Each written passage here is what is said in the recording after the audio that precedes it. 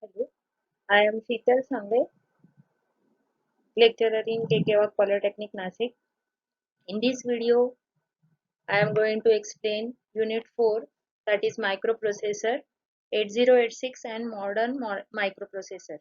Marks weightage for this Unit 4 is 12 marks. Now, first we will see introduction of microprocessor. So what is a microprocessor?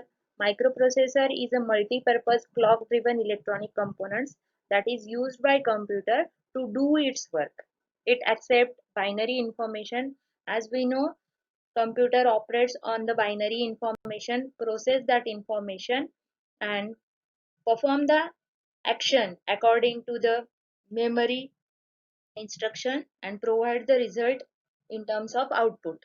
It's just like central processing unit on a single integrated circuit. Now, this is the simple diagram of microprocessor. This is microprocessor. We are giving input as a binary data. Then this microprocessor will do the action which is stored in the form of instruction in the memory, and then we will get the output, and this is nothing but a memory. From memory we can give instructions to the microprocessor. Now, silent features of 8086 microprocessor. So first feature is it is 16-bit microprocessor. So it has 16-bit data bus and 20-bit address bus. It operated in maximum and minimum mode. It supports 24 addressing modes. Another feature, it provides 256 software interrupts and 2 hardware interrupts. It provides 6-byte instruction queue for pipelining of instruction execution. Next is arithmetic operation can be performed on 8-bit or 16-bit signed and unsigned data, including multiplication and division. Next, it has multiplexed address and data bus. That means these lines can be used as an address as well as a data bus. Next, it requires only 5-volt power supply and it is 14-pin dual in-line package IC. It supports multi-programming and segmentation. So these are some features of 8086.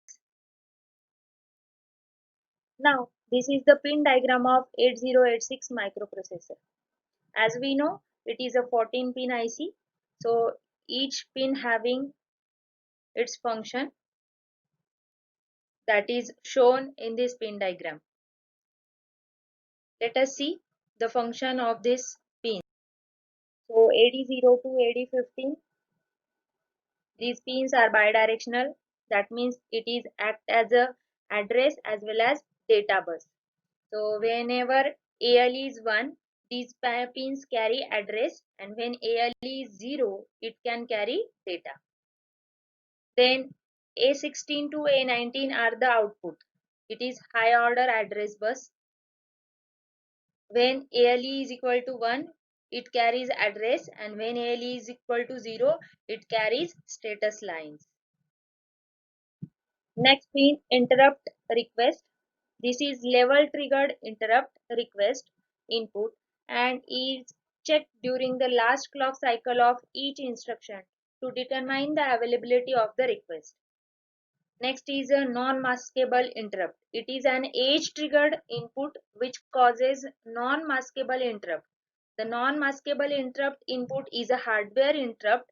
It cannot be disabled by software. Next is a reset.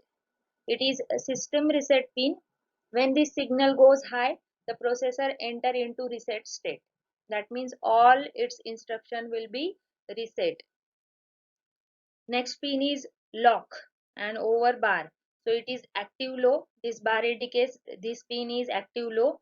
When lock is active low, it indicates that other system bus master are not to allowed to gain control of the system bus.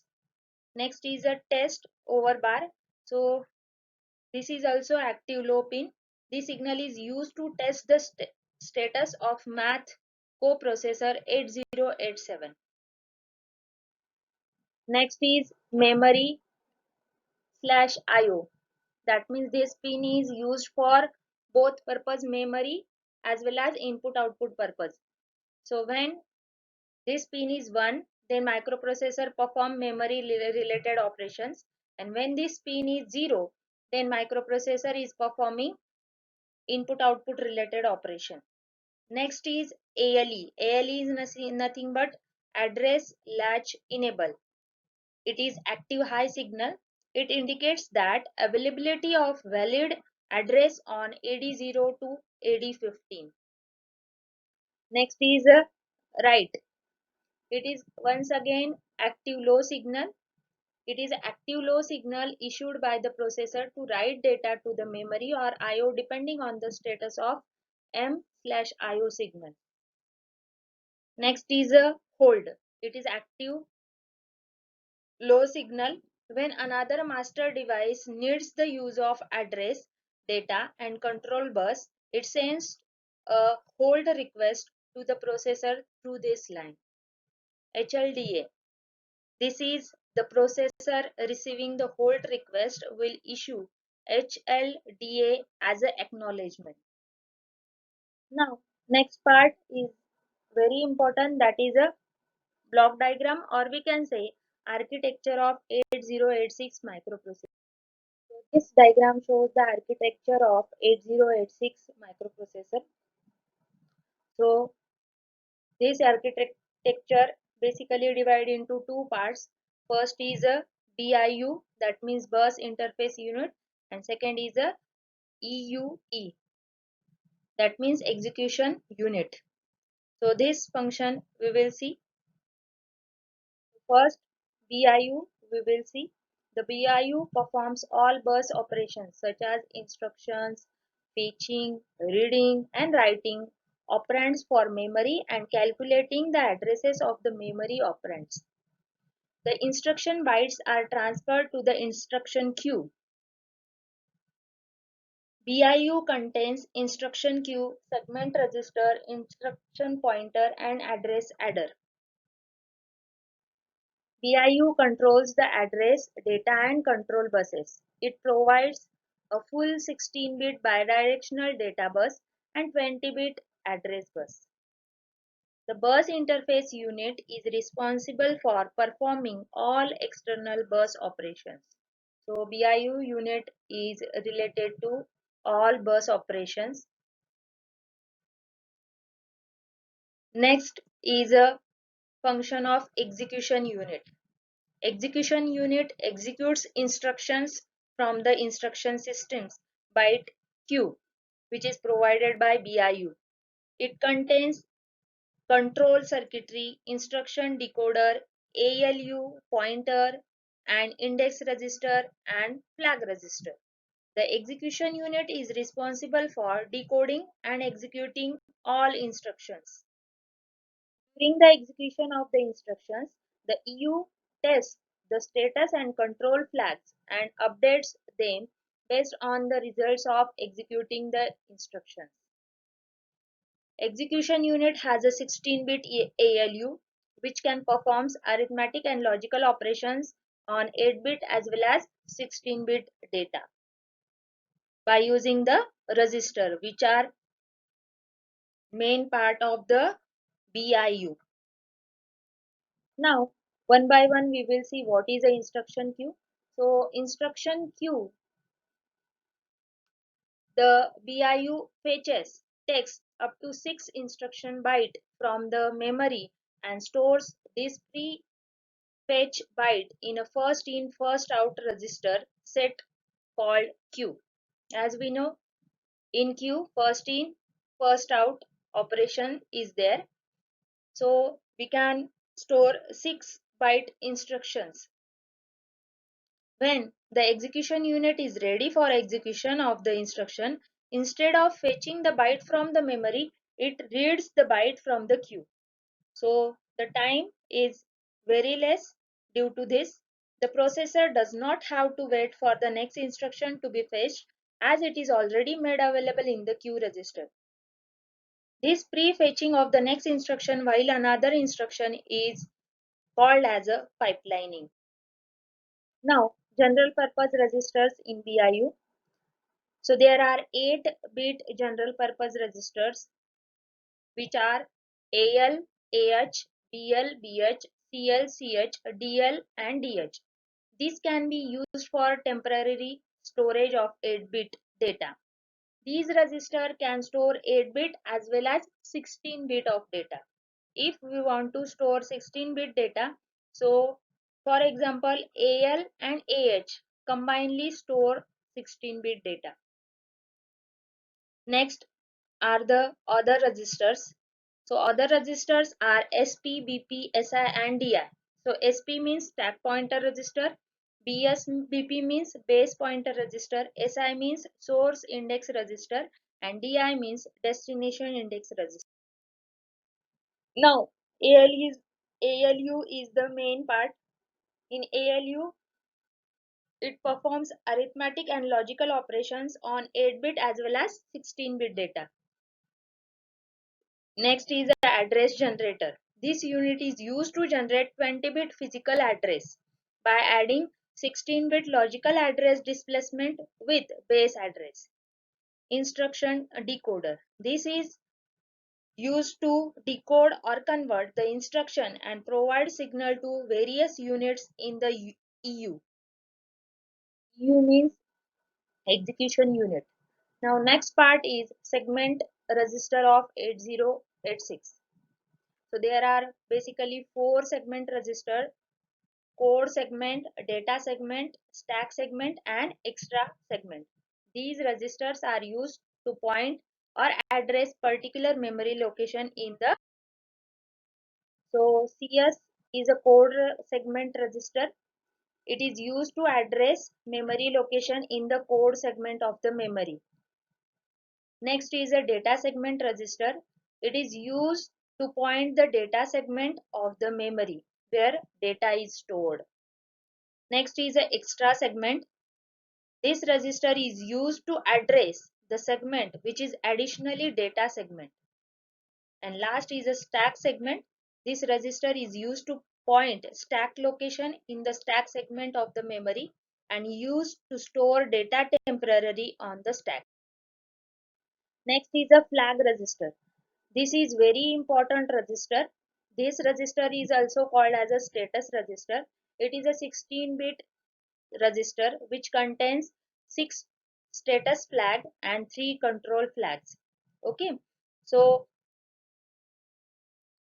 the flag registers contain carry flag, parity flag, auxiliary flag, zero flag, sign flag, track flag, interrupt flag, direction flag and overflow flag. So we will see the structure. So this is the structure of flag register. This is 16-bit flag register. This cross line indicates these are undefined pins. Only these pins are used. So first is a carry flag, then parity, auxiliary, zero, sign, trap, interrupt, direction and overflow. So red pins which are indicated, that are the status flag, and black pins are the control flags. Now we will see memory segmentation. So as we know, microprocessor use memory. That memory is segmented into different parts. So we know how many segment registers are there. So there are 4 segment registers. So whole memory is divided into, or we can say segmented into 4 parts. So 8086 has 20-bit address bus. So it can address a maximum of 1 MB of memory and work with only 4 64 KB segments at a time within this 1 MB range. These 4 memory segments are called code segment, stack segment, data segment and extra segment. So this is the memory segmentation in 8086. As we know, there is a 20-bit address lines. So total 1 MB memory is used by 8086, and this 1 MB memory is segmented into four parts: code segment, data segment, extra segment, and stack segment. Now we will see, this is very important, physical memory address generation. As we know, there is a 16-bit processor is 8086. So how can it generate 20-bit data? So the address associated with any instruction or data byte is only 16-bit, called as an effective address or offset or logical address. The logical addresses are used to calculate physical address. So this 16-bit effective address is used to generate physical address, and it is called as a logical address. The address generated by BIU is 20-bit, called as a physical address. Physical address is equal to segment base address into 10H plus offset address. So by using this formula, you can generate physical memory address. Now here is one diagram shows. From that diagram we come to know how 20-bit address generate 20-bit physical address is generated. So this is a segment register 16-bit. Now four zeros are added at the end of the 16-bit. This is offset value, which is also 16-bit. Then in the adder, this 20-bit and this 16-bit both are add together, and we get physical address of 20-bit. Now we will see concept of pipelining. The fetching the next instruction while the current instruction is executing is called as a pipeline. So due to that pipelining, we can reduce execution time. Ultimately, it improves the speed of the processor.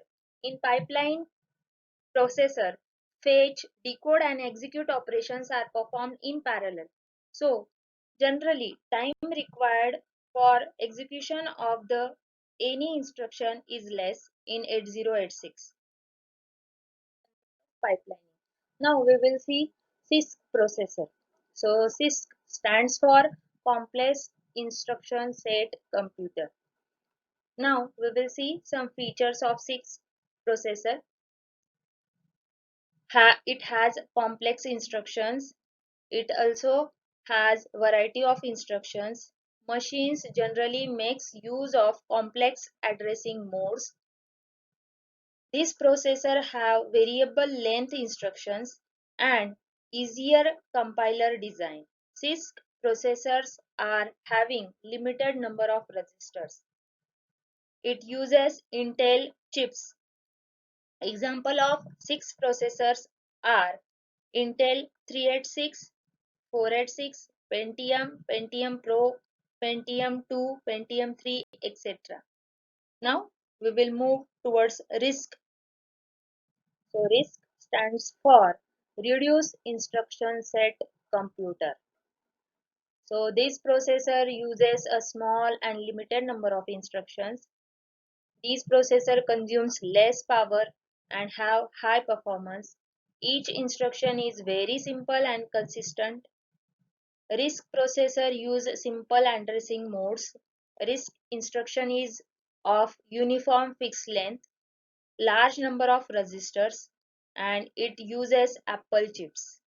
So the example of RISC processors are IBM RS600, MC, DC, Alpha processors.